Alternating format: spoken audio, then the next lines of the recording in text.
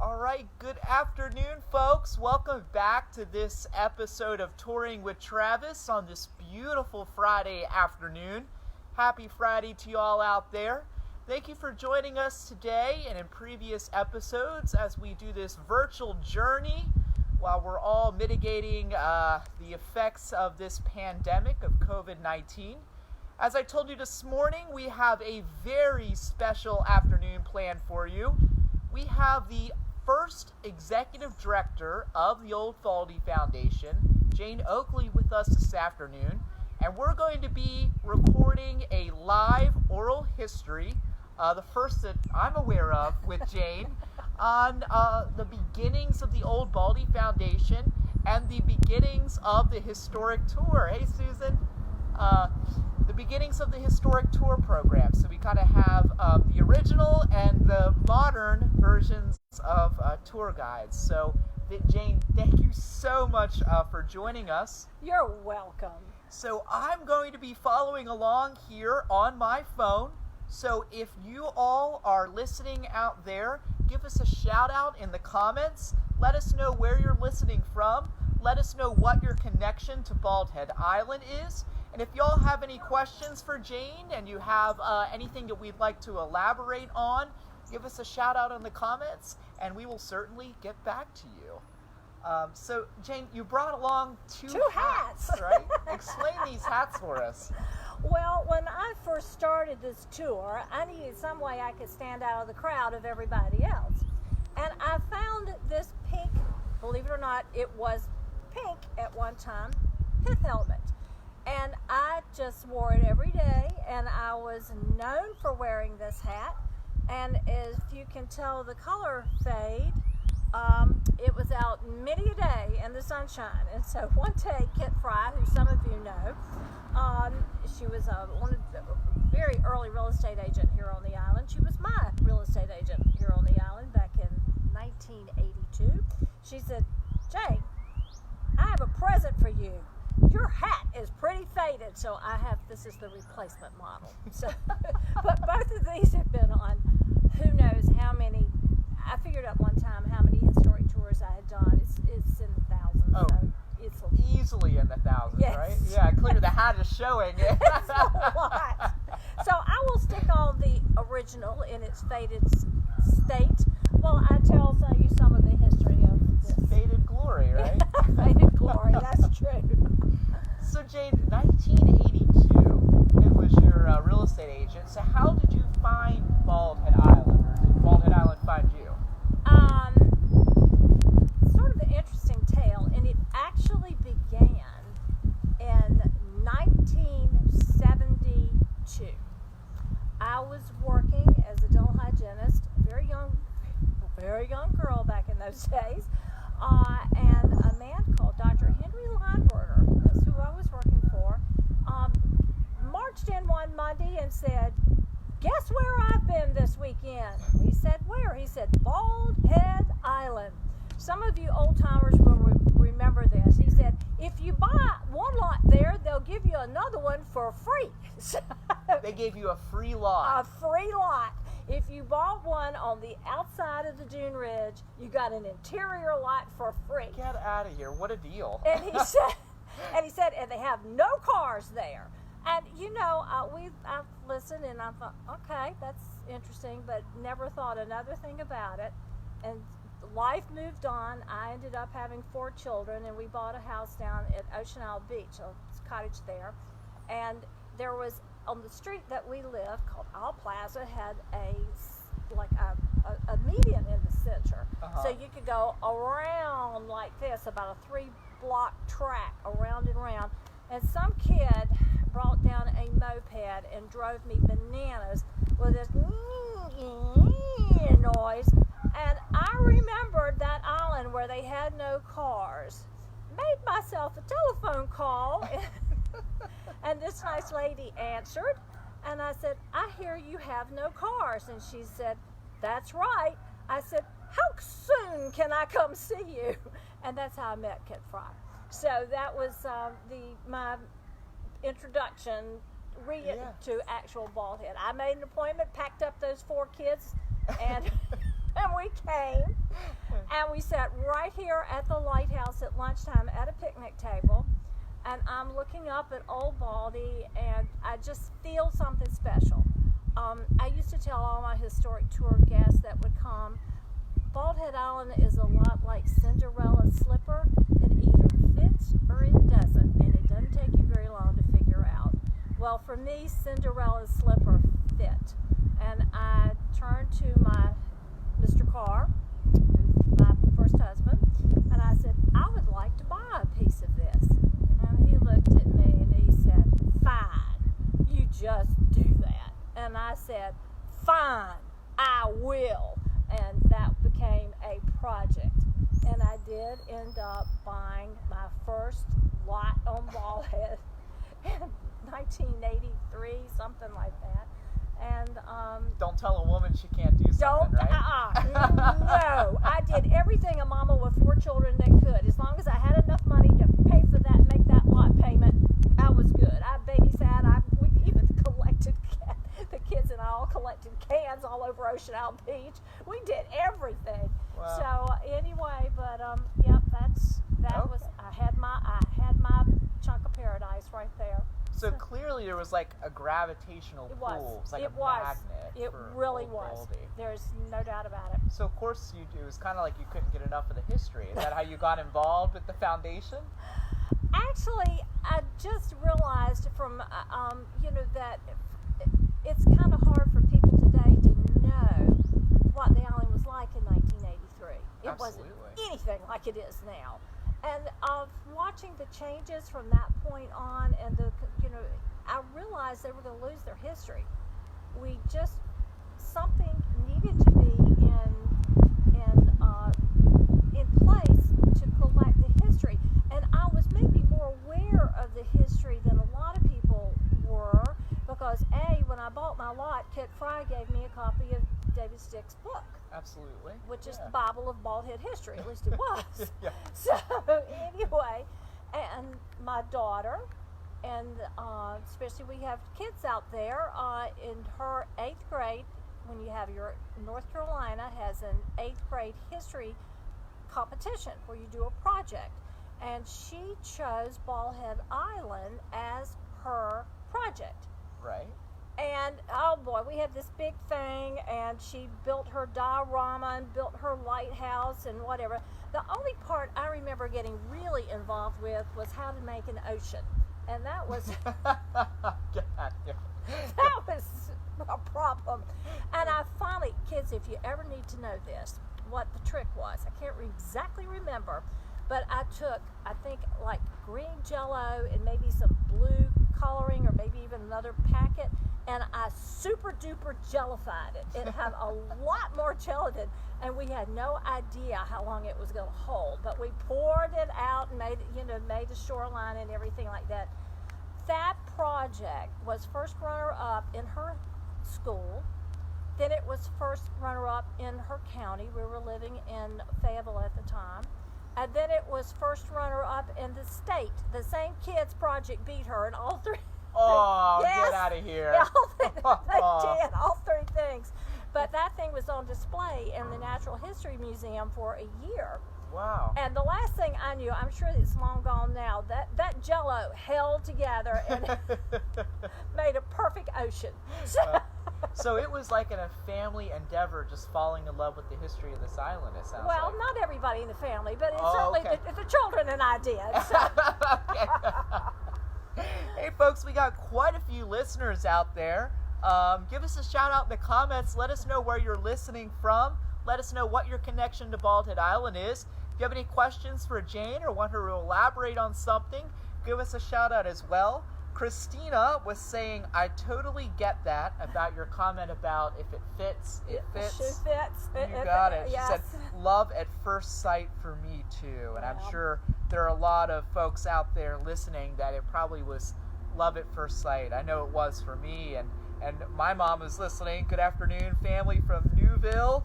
Hey, Mom. Hey, Kathy. How you doing? I'm sure it was love at first sight for her. I remember her first climb to Old Baldy. So, speaking of, when was your first climb? When did you first climb Old Baldy Lighthouse?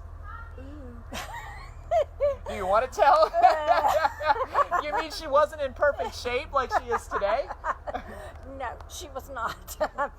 I brought over a troop of, I had 3 girls and 1 boy.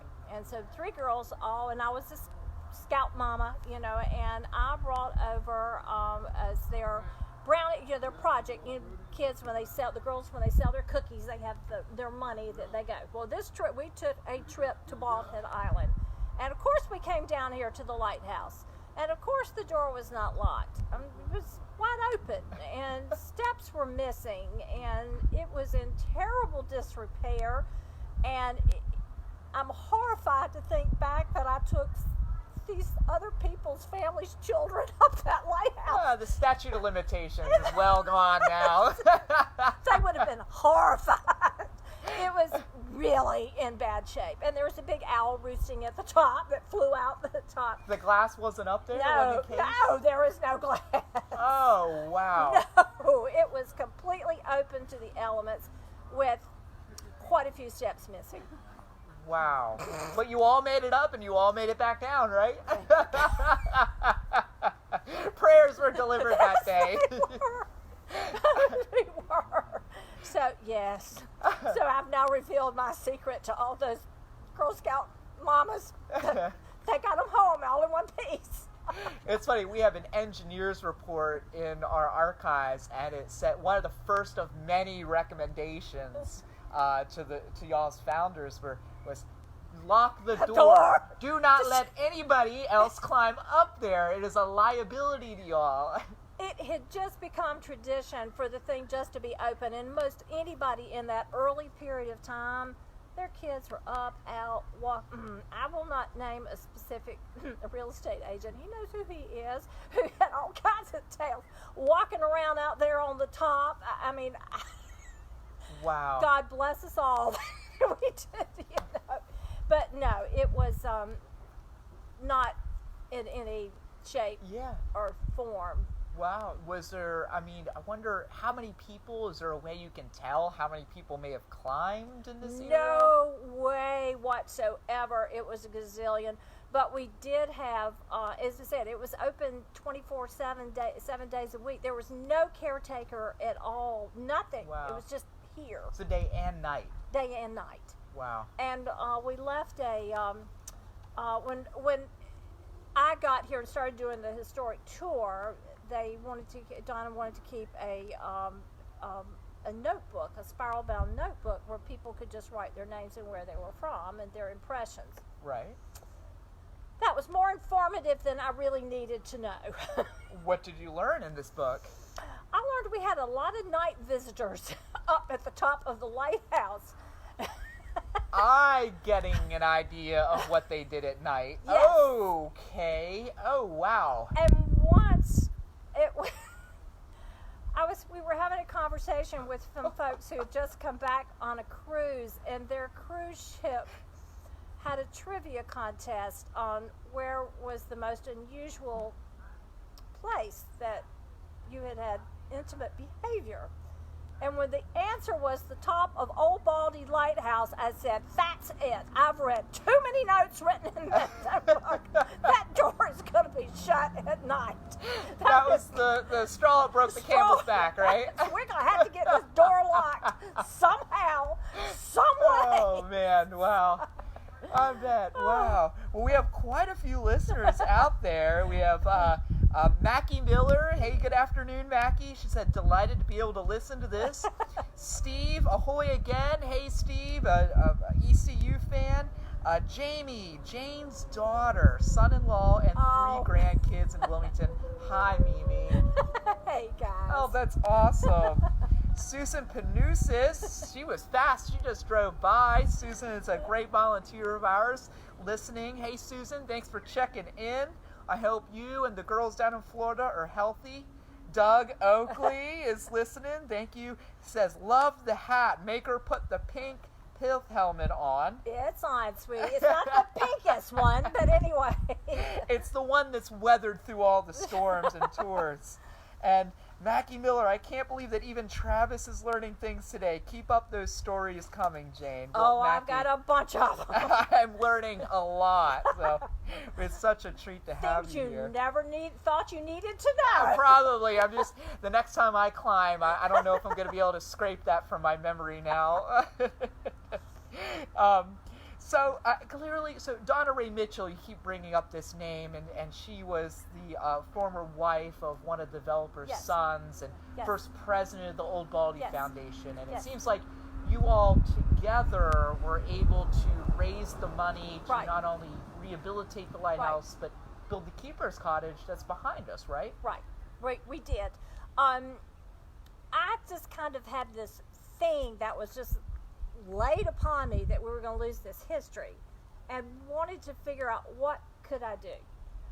You have to remember, I was a dental hygienist when I graduated from UNC Chapel Hill, worked, did my thing, had children, retired, never dared think I was going to be back in the dental hygiene world again. Yeah. And the job that I got at when I had to go back to work, I was divorced. It happens to a lot of us. Had the craziest hours, and I didn't even think to ask about my hours. I had to work from 2 to 9 o'clock at night and half day on Saturday. Oh. Ooh, Yeah. yeah. And so I had time in the morning, and I actually just tried to figure out, well, what can I do? And I thought, to help save this history. So I asked my daughter, Miss Nancy, and if anybody goes to Martin Middle School, Miss Nancy is your librarian there, Nancy Carr, that's my eldest child. I said, do you still have that project, that history project? She said, yeah, it's in the attic. I said, I want to see that thing. Come down and see your mama and bring it. And that 8th grade history project was the basis for my idea to conceive a historic tour. But I didn't know Donna at that time. Okay. That was... The tour came first. The tour came first. Wow. It sure did. And so I chopped it all up. When I came over to the island, and I took this diorama type thing, the notes I'd taken from that, and I saw it mapped out generally all around the island where you could make a loop. I said, wouldn't it be cool to do a historic tour over here? So it took me about 6 months to try to find somebody to listen to that idea. And for a while I'd just give it up, but then it would just come press back down on me. But it was hilarious. I was coming over to it's now known as the Gala in White. It was the white party back in those days.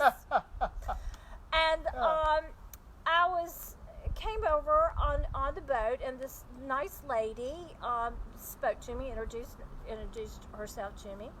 And her husband was Mr. Darby, who was head of sales, and that's the one that somebody a contact had said I needed to be talking to, and I hadn't been able to get him on the phone. Yeah. And so Sandra Darby, who some of you may have had working relationships with, she's an attorney now in Southport, tapped her husband, who was sitting in front of her, on the shoulder and said, this lady's been trying to get in touch with you about an idea, and she can't get through your secretary.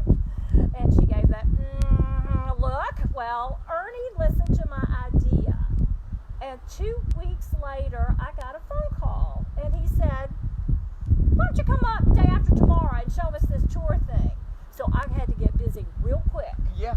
Get my notes, and showed up over here, and Hill Goodman was head of transportation. Some of you old timers will certainly remember me and Hill Goodman. And we gave me a tram, and Kelly Sellers got all the big wheels up in the top of the big house down here. I don't even know, we call it the big house. I don't even know what Island Chandlers. up where all the offices were. And that was my first tour. Wow. And they had a ball. I got a call back, and thank goodness I had a straight gear car in school, and took some. At that time I was part of my time in Fayetteville. I even did some teaching and so forth. And I had gone through bus training. I'd never driven a bus, but I had the certificate that I could, and so it paid off. I drove my tram all around that island, got them all back safe and sound. And I got this phone call. They said, why don't you come over here and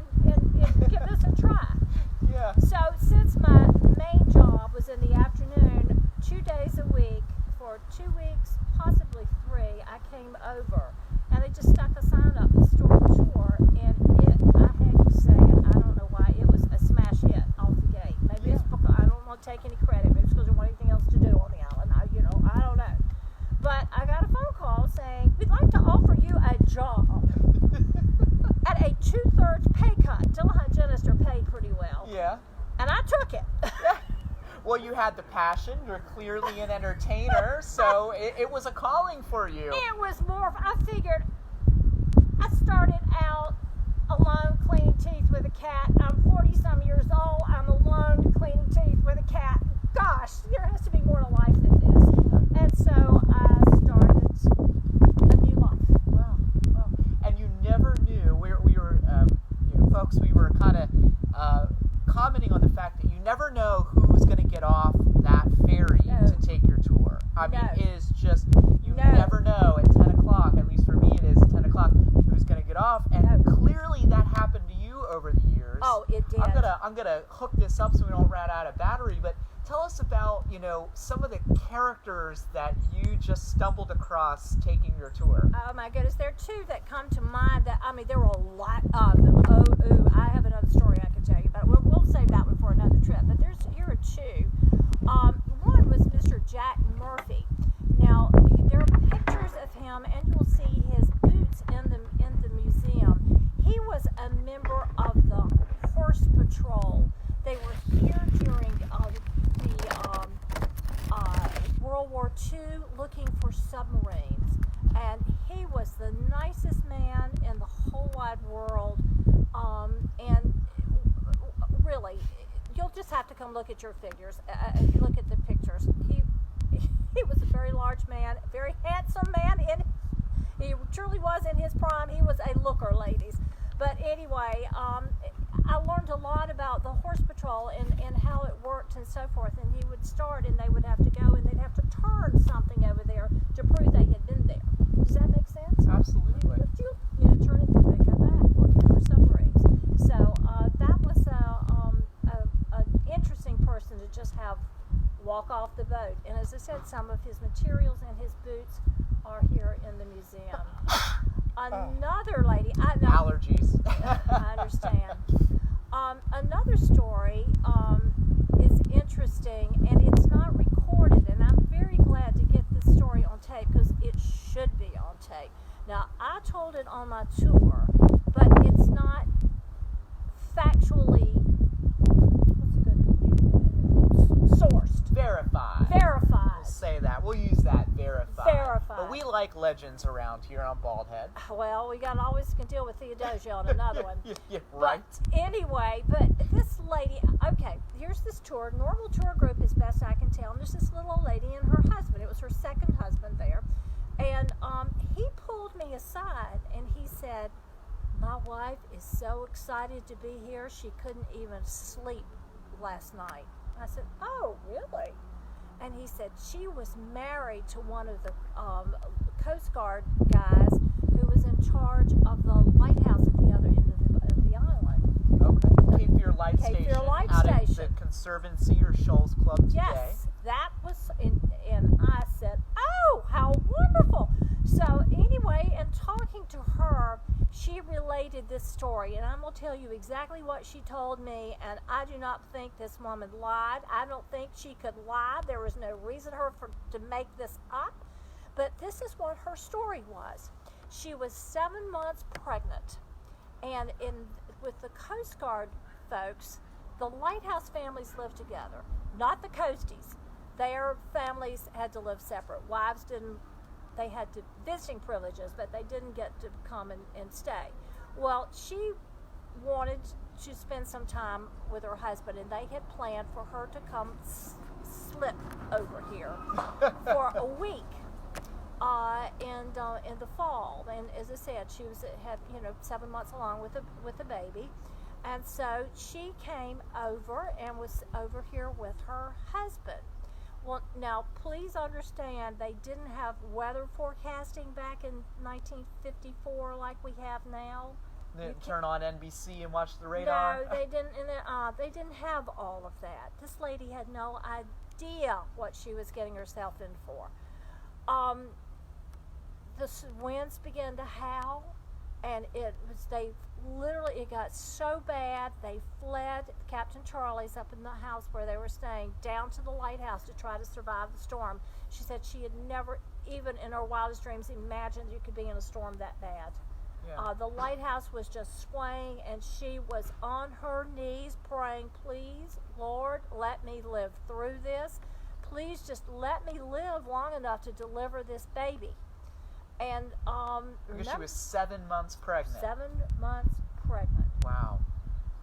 And she said, and if I could ask for 2 more things, please spare my insurance papers and my baby clothes. Now, those of us who have had children understand that where that lady was coming from. Yeah. Insurance papers were real important, and baby clothes. Remember, they didn't have. Couldn't go to Belk, right? She probably had hand sewn those things. Yeah, right. Or knitted them, and her family. So she had all of that, her insurance stuff, and her baby for the impending birth in a drawer. Well, they survived the storm. Remember, nobody knew. I'm sure maybe somebody in her family knew she was over here, but it's not like the Coast Guard knew she was over here. Right. And she was trapped. And every day her husband would walk from Captain Charlie's station around over to the western side to the river and look to see if a boat was coming that he could flag down to get his wife off this island. One day, she said, I was sitting in the kitchen. He came in at the table. He came in the back doors, and in his arms were the baby clothes and the insurance papers. Get out of here. They had washed across the river in her dresser, were in the dresser drawer. Oh, wow, what a miracle. That's a miracle. That's the reason I there. call it the miracle story. Yeah, wow. So she survived. She had her baby clothes and she had her insurance papers. But when she got back to Oak Island, the house that she was staying in was destroyed in its entirety. Wow. That was the only 2 things that she was able to recover. And of course, some of you have figured out that was Hurricane Hazel. And some of you know how high the surge was on Oak Island. I think one house actually, the highest elevated house up there, survived. There are very, very few. Hurricane Hazel, 1954. I mean, it was arguably the most devastating hurricane in this area. That's incredible. That's an incredible story. Wow. So it seems like for Jack and for this lady, just like for you, this island was a magnet. They had it. This island drew them back to kind of. They wanted to come back. I had so many people that wanted to come back. I cannot tell you how many hog stories, the wild hogs. Yes, we have wild hogs. Yeah. Everybody wants to worry about a coyote or a deer. We had wild hogs loose on this island, and the forest survived. Yeah. So anyway, it was a lot of people came back. That's and incredible. really appreciate the opportunity to tell their story. Absolutely. So I'm very grateful that we have this place as a repository of these memories. You were telling me this is what you want to be known for. So in the year 2000, through Jane's leadership and through Donna Ray Mitchell's leadership and our board of directors and many supporters, the foundation was able to build this reproduction keepers cottage. And this is really, you see this as your legacy, right? Yeah, that's where the proceeds from the historic tour was going into a slush fund to build this thing. Absolutely. And you said it took very, very short time We to pay finished it off, the right? loan in 2 years. Wow, that's your hard work on the historic tour, and clearly the hat is telling it. Shows. That's what a 2-year loan looks like, folks, right there. Yep, I did the tour from 1992. I think it was June that I started, and then in 2005. You must have been so proud the day. Do you remember things about the day y'all dedicated this? We were looking at pictures earlier. I remember it, but I can't remember specific stories right now. And looking at the pictures, I understand. It's kind of like if you're giving a wedding, and all the different pieces and so forth, and absolutely, there's a lot of stuff. It's a blur. Yeah. It really is. It's a blur. But it was a very proud day, and I hope it was a proud day for my family and for Donna Mitchell. Donna and I spoke just 2 weeks ago, I think. Okay. And I said, Donna, we did heroic work. And she said, we really did. Absolutely. Absolutely. And we'll post a picture in the comments here when we get off, a picture of Donna Ray Mitchell and Jane Oakley and Captain Charles Norton Swan's son, cutting the ribbon just behind us here to open up this reproduction keeper's cottage that's lasted now 20 years through several hurricanes, yes. and she's still here telling the story stories that you began to tell, that you saved this history. I accomplished it. I laugh and tell everybody, yep, this is what they'll talk about at my funeral. So well, that's not going to be anytime soon. Four children, my grandchildren. Let's check back in here. Patricia Norris, she says, for me too. I think she's talking about love at first sight. I think that's an agreement for Baldhead. Kara, wow, so cool. Thank you for your innovation with the historic tour. Says thank you. Welcome. Kathy Gilbert, love to meet this lady to hear more stories. I think, Kathy, we can get that arranged for you. Kathy's my mom. She visits once a year. And Kristen, good afternoon from right here on BHI. Loving hearing the stories and listening so much history of this beautiful island. Well, Kristen, thank you for joining us. We really appreciate your support. If you're listening out there, we have had quite a few folks listening this afternoon. Give us a shout out. Let us know where you're listening from, what your connection to Bald Head Island is. And if you have any questions or if you'd like to leave a kind word for Jane, throw it in those comments there and we'll shout out. So I kind of want to wrap this up. We talked about the first time you climbed Old Baldy with those Girl Scouts and you weren't sure you're going to make it back down. Oh. So she looks very, very different from that first climb. Can you tell us, do you remember the last time you climbed Old Baldy? I remember, not too short of my grandchildren. The last time may have been with the grandchildren, but a very special last time. I had not climbed it in years. Some of you folk know I ended up having 5 heart operations in 1 year. That will retire you. That's all I can say. But I hadn't climbed it in many years and was almost kind of afraid to. But it was the lighthouse birthday, and Alfred Snow was here, and Alfred had health issues as well. And so we looked at each other and we said, we'll do it. So we linked arms, and the two of us, yes, we were probably the slowest 2 people up and down that lighthouse, but we did it. But that was one of my, if not the final, one of my final climbs. And I remember him very, very fondly. Alfred and his wife Anita are great supporters of Old Baldy, and Anita serves on our board of directors, and Alfred had passed just a few months ago, and we all miss him and knew him. Was an incredible man. So that's a really incredible and touching story. Yeah. Thank you for sharing that. It may have been his last climb, but we were both, it was because of the day, and by dingles, we're going to do it. We're going to do it.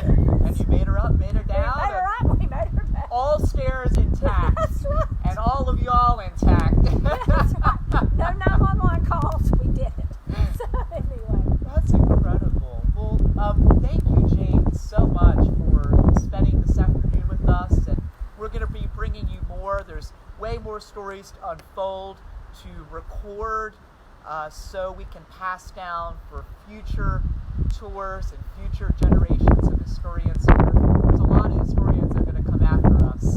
And we want to make sure that your legacy is recorded so they know whose shoulders they're standing upon, just like I'm standing on your shoulders. So. Well, I think it's in good hands. I'm very glad to have you here. I'm glad to bequeath it on to you. You need somebody who can take the heat and sunshine better than I can these days. It's hot out there. I don't have the hats, but I have all this hair that protects me. So I would give you a big old hug, but we're self-isolating. If you notice, we are a lovely 7 feet away. 7 feet away. I measured it earlier. We didn't shake hands. We've been staying very far apart this afternoon. That's why we're outside as well.